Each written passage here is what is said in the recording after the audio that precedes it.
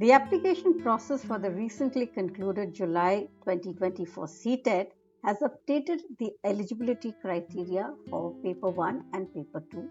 And in this video, I am going to be looking into that eligibility criteria in detail so that you can understand what is the option that you have to choose when you are choosing Paper 1 or Paper 2, so that you can figure out which paper you are eligible for, 1 or 2, and which. I am Dr. Swasti and I train teachers and to-be teachers to clear the CTET exam in their first attempt. If the CTET is a part of your roadmap, do subscribe to my channel or follow me on Instagram. As for these eligibility criteria, let's dig in.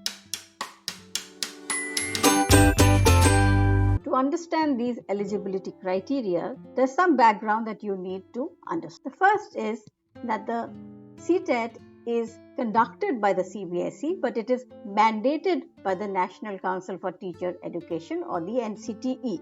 Even now in India, there's no uniform teacher training course. In fact, in many states, you do not need it. So what's the role of the NCTE out here? The NCTE was established in 1993 to regulate teacher training education, and this is the body which tells us who is a student who has completed teacher training and thus is a master of pedagogy. So there are two main events that you should know about. In the year 2002, the NCTE, through its gazette, which is known as the Recognition Norms and Procedures, it granted recognition to some of the existing teacher training courses to be equivalent to the Diploma in Education, or DED, which is now called the Diploma in Elementary Education, or DLED, and the Bachelors of Education. There have been many revisions to this gazette from time to time, but basically these are known as the 2002 NCTE norms or the 2002 gazette, and in the eligibility criteria you will keep seeing this 2002 gazette as per the 2002 gazette many a times. The second is in 2023, the Supreme Court ruled that B.Ed students can no longer appear for Paper 1. So DLED becomes a primary qualification for Paper 1. Thus in January 2024, when the CTET application came out, the B.Ed students could not apply for Paper 1. Prior to this, a B.Ed student, the student who had a B.Ed degree, could apply for both Paper 1 and Paper 2, and that was what the practice was. But from January 2024, B.Ed students could not apply for Paper 1, and in July, the application process or the eligibility criteria was substantially updated, and that is what we will look into. So to be eligible for the CTET, you have to qualify in two areas. The first is content knowledge, that is what is it that you will teach, and the other is teacher training or pedagogical knowledge, that is how you will teach. Now for Paper 1, basic content knowledge is 12 standard, that is you should have cleared 12 standard with 50%, and the teacher training is DLED. Whereas for Paper 2, the basic content knowledge or the minimum qualification is graduation, and the teacher training is DLED as well as B.Ed. Things you will figure out who are the DLED students who can do Paper 2, but let's take it as B.Ed being the main qualification. But you have to be a graduate. So the eligibility criteria that I will be talking to you now looks into these in detail. Let's see what they are. So as you can see, this is Paper 1, this is class 1 to 4, and there are 4 options there. If you read the first option, it is senior secondary or its equivalent with at least 50% marks and passed or appearing in the final year of the 2-year Diploma in Elementary Education by whatever name shown. The second option, that is, you have to say which qualification ID you take. Most of the people who will be appearing for Paper 1 would go with ID 1, that is option 1. Let's see what options 2, 3 and 4 say, and once I have shown you all the options and read it out to you, I know it sounds a bit Greek, I'll be summarizing it in a table form. So option 2 says senior secondary or its equivalent with at least 45% marks and passed or appearing in the 2-year diploma by whatever name known in accordance with, and this comes on the next page, in accordance with the NCTE recognition norms and procedures of 2002. So the reason you might choose option 2 is that the teacher training course that you had done was not the DLED, but as per the recognition norms, as per the Gazette of 2002, it has been recognized. So earlier the qualification marks or the marks required in your class 12 was 45%, and that is why it says minimum 45%. So this option is for those teachers who had done previous teacher training courses which were then recognized by the NCTE as per the Gazette of 2002. Option 3 says senior secondary or its equivalent with at least 50% marks and passed or appearing in the final year of the 4-year Bachelor of Elementary Education. So here you could have done your Bachelor of Elementary Education, your BLED, which is a 4-year integrated course after your 12th. So for those students, it is option number 3. And option number 4 is for those students who are doing the 2-year diploma in special education. So DLED in special education. To sum it up, for paper 1, most of you will take option number 1, which is in class 12 or its equivalent, you would have got 50%, and your teacher education is your 2-year DLED. You could have cleared it, or you have to be in the final year, that is semester 3 or semester 4. Option number 2 is for those who were previously in other teacher education systems but has been recognized by the NCTE Gazette of 2002. You need only 45% in your class 12 or equivalent. Option number 3 is those who are following the 4-year BLED or have cleared the 4-year BLED. Again, the final year students can take this. And fourth option are for those teachers who are doing DLED with special education. So a special note is that those with option 3, that is those who have cleared their 4-year BLED or in their final year, they can also appear for paper 2 because you need to be a graduate to appear for paper. Apart from this, the first year students cannot appear for paper 1 because nowhere is it given an option that even if you have just started your training, your DLED, can you appear. In all these 4 options, you either have to have cleared your teacher training course or you have to be in the final year, and since all of them are minimum 2 years, you have to be in your 3rd or 4th semester. This provision for paper 2, I'll show you how it can be, how you can make it eligible even if you are in the 1st semester.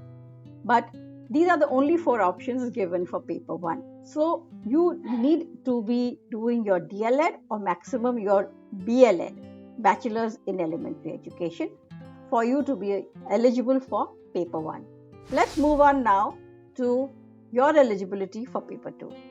So here's for paper 2, classes 6 to 8, and there are 15 options. Let's take them one by one. Option 1 is if you have to be a graduate and passed or appearing in the final year of the 2-year diploma in elementary education by whatever name shown. So again, option 1 is for those people who can appear for both paper 1 and paper 2 because by passing your diploma in elementary education, you are eligible for paper 1 also. So here, qualification ID for giving paper 2 is for those DLED students who are also graduates. So if you are doing your DLED and you are a graduate, you can also appear for paper 2. Let's see option 2. Option 2 is at least 50% either in graduation or in post-graduation. So if you have done your post-graduation, this is what you would choose, and passed or appearing in the final year of B.Ed. So B.Ed remains and you could be a postgraduate. So in case you are a postgraduate, do choose option 2. Option 3 is graduate with at least 45% marks, passed or appearing in the final B.Ed in accordance with the NCTE norms. So this is again for those teachers who have done their B.Ed before 2002 and that course has now been recognized by NCTE as per the Gazette of 2002. There also the qualifying marks for the graduation was 45% and therefore the minimum marks remain 45%. So if you have done your B.Ed recently, then this is not the option for you. To summarize, for option 1, you have to be a graduate, passed or in the final year of your 2-year DLED. Option 2 is a graduate or postgraduate. So if you have also done your postgraduate along with your B.Ed. Option 3 is for graduates with 45% minimum with B.Ed, but this is as per the NCTE regulations of 2002, which means that you've done your B.Ed course before 2002. So as I said, a graduate who's doing their 2-year BLED can also do paper 1. Moving on to options 4, 5 and 6. Option 4 is for those who have done their senior secondary with at least 50% marks and passed or are appearing in the final year of the 4-year BLEd. So they have to be in the final year of 4-year BLEd. Option 5 is for those with senior secondary or is equivalent with at least 50% marks, passed or in the final year of the 4-year BA, BSc Ed or BA Ed, BSc Ed. So these are the integrated course which people take up after class 12. So again, these are the codes that you would take, but you have to be in the final year of the 4-year course. That means you have to be in semester 7 or 8.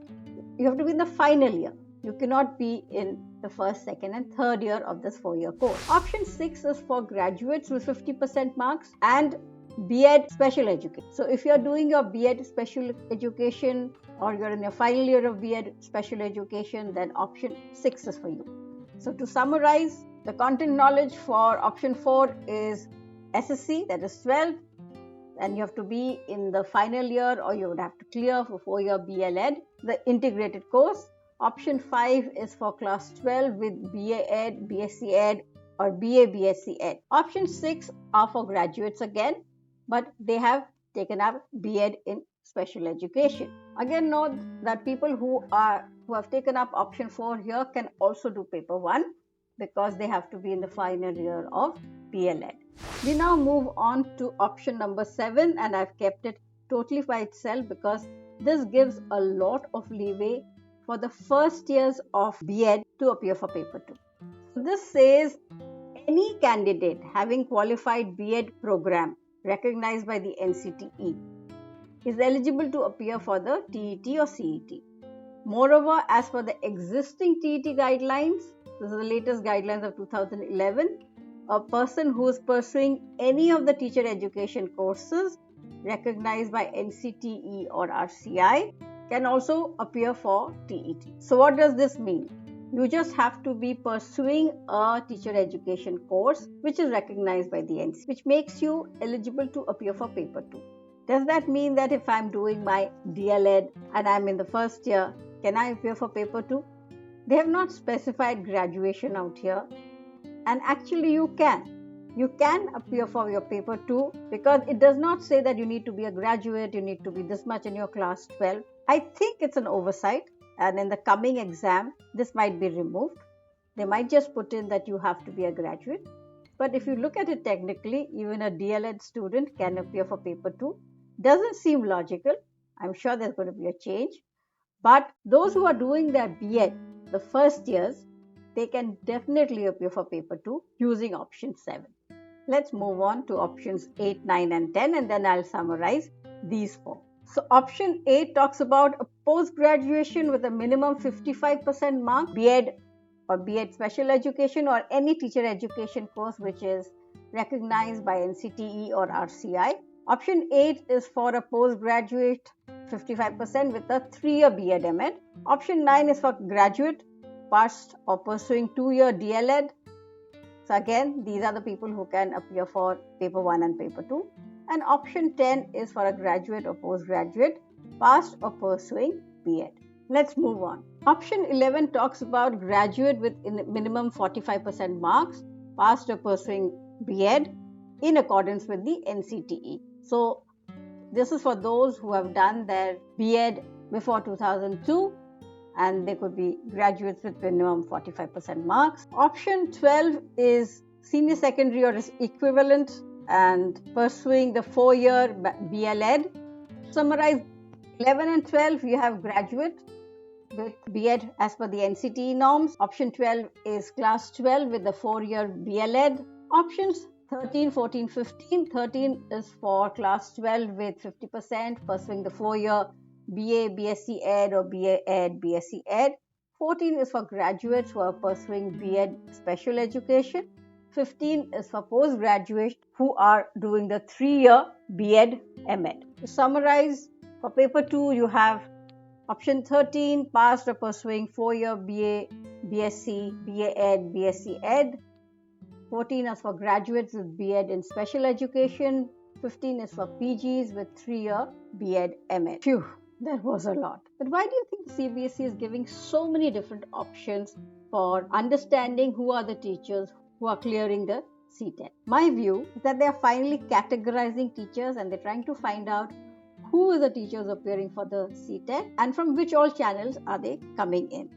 The NEP 2020 talks about restructuring the entire education system. We have seen it with the school system, and I think they're planning it with the teacher education too. However, there are three important points which do get highlighted out here, and these are: elementary education is being given a lot of importance. The Supreme Court judgment has made it very, very clear that elementary education will be in the hands of those teachers who have cleared their qualifications in elementary education.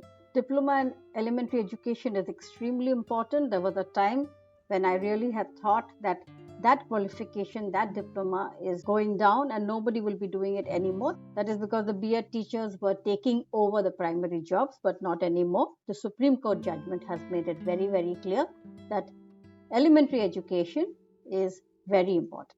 Again, B.Ed or BA-Ed or BSc Ed is not equivalent to elementary education. This again comes back to the Supreme Court judgment that doing your graduation does not qualify you with the pedagogy of teaching at the primary level. The DLED still remains the most important qualification that a primary teacher will have. And all this opens doors for the elementary teacher, that is the primary teacher, to progress through content upgradation. Earlier, for a primary teacher to appear for paper 2, she had to do B.Ed, because without the B.Ed, you could not do paper 2. But now, only through content upgradation, that is only through maybe doing her graduation, if she has not done that, she now becomes eligible for paper. So that's a very good thing which will happen. So I hope that you are clear with your eligibility, whether you are fully qualified to appear for paper 1 or paper 2. Let me know your doubts in the comment below. Thank you for watching this video, and if this was helpful, do give it a like.